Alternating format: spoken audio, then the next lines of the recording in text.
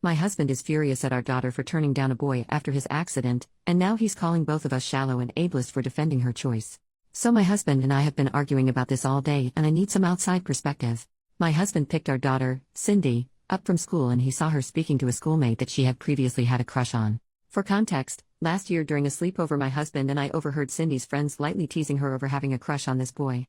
My husband also gently teased her with some innocent jokes like Cindy and boys sitting on a tree kissing type of silliness, and he sometimes brings it up randomly to tease her, like asking her if she wants to invite her boyfriend when we go on family outings. She never actually dated him or is even friends with him as far as we know. Her dad just likes to tease her. Anyway, apparently over the summer the boy was injured in an accident and he missed the first couple of weeks of school as a result. When my husband was picking her up, he saw them talking and noticed that the boy had significant scarring on his face and hand. When he asked her what happened to him and what they were talking about, saying that the boy looked disappointed, she explained to him about his accident and that he was just asking her out on a date but that she turned him down. My husband was furious at her and scolded her for being so shallow as to reject him because his appearance has changed. Cindy was crying when she got home. She told me all this and insisted she was polite when turning him down and was just not interested in him like that anymore. I told my husband to apologize to our daughter and that he never should have made her feel bad for turning down anyone's romantic advances. I told him that our daughter is old enough to decide who she is attracted to and it would be cruel of her to have said yes out of pity, thus leading him on. My husband is now saying that he sees me differently and that I should be ashamed for teaching Cindy to be a shallow monster and ableist. He is also angry that I undermined him when he was scolding our daughter and says we should not undermine each other's authority when disciplining our child. I was not doing it to undermine him. I just think it's not healthy to make our daughter feel guilty and shamed for not being interested in someone. I do feel bad for the boy, but I don't think it is anyone's place, neither mine nor my husband's, to tell Cindy she has to date someone or she's a bad person. Am I out of line for thinking this? Because my husband seems to think so. Update 2 days later. Hi everyone. I got a lot of responses yesterday and I thought I should update on what happened since I posted. I wanted to address some things first that I saw in the replies. 1. Many comments were either implying or outright saying that if my daughter's reasons for turning down the boy, I'll call him Sam, were primarily because of the change in appearance after his accident, then that would mean my husband was right that she was a shallow monster and I was enabling her. This didn't sit right with me and hurt to hear. But people also pointed out that if the roles were reversed, and it was my daughter whose appearance had changed and was then rejected by a boy, then I would probably be livid at the boy, right? These comments stuck with me and really made me think more deeply about this whole situation, and I'm really glad I was asked these things because it made me realize what lessons I wanted my daughter to get from this situation. I realized that although I would be upset if this happened to my daughter, I would not be upset at someone for rejecting her so long as they treat her with respect and dignity.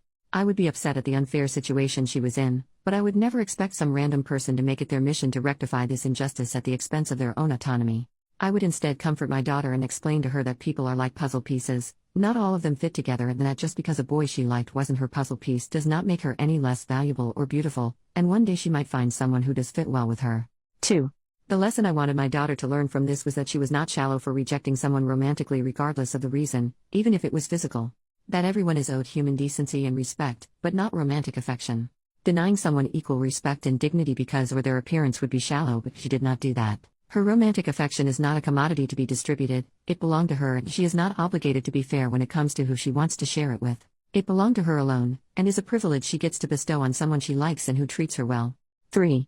A lot of the comments really made me realize how important it is for Cindy to feel like her consent matters, because what could start with just going on a date she doesn't want to go on, could one day escalate into her being pressured or coerced into dangerous and traumatizing situations or abusive relationships.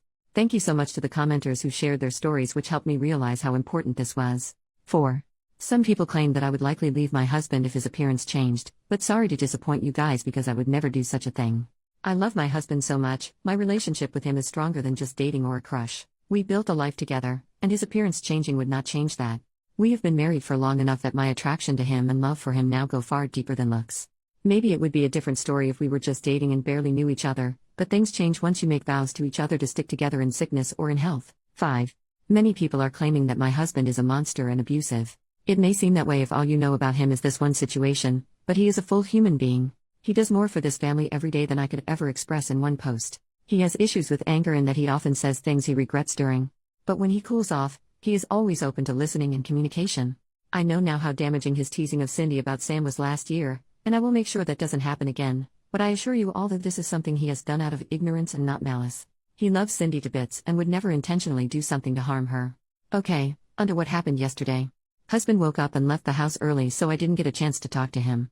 When Cindy woke up, I made sure she was okay and told her I wanted to talk to her about what happened the day before. Her friend's mom gave her a ride home and she got here before my husband did, so we were able to have a heart-to-heart. I told her that she doesn't need to explain to me or anyone why she changed her mind about Sam, and I explained to her all the things I mentioned above. That Sam was going through something very hard and she should be kind to him, but she does not owe him a date if she is not interested in him romantically. That she isn't shallow and should never feel pressured to do something with someone she doesn't want to do, and that her dad was upset and said things he didn't mean. Even so, he still loves her and so do I. She was starting to cry, so I held her for a while. She told me she was upset more than anything that her dad thinks of her as a bad person. This broke my heart, and so I told her I would talk to Dad about this when he gets home. When my husband got home, I told him we needed to talk about yesterday. He didn't want to at first, but I insisted and told him it was about Cindy's well-being, as she was still upset about it and even thinks that her own father thinks she is a bad person. This upset him and he said of course he didn't think that. I basically explained to him my thoughts above, and although he was a bit resistant at first and insisted that he just didn't want Cindy to become a shallow person, he really listened when I explained to him how people might take advantage of her if she starts to feel like her consent and her desires don't matter. I didn't show him the post I made, but I wrote down some of the comments and stories and told them to him.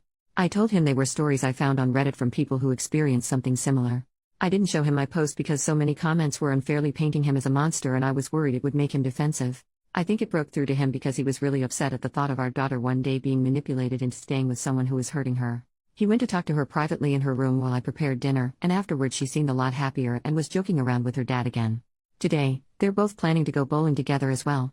Thank you everyone for the advice, the stories, and for motivating me to stick to my decision to defend Cindy. You guys are awesome.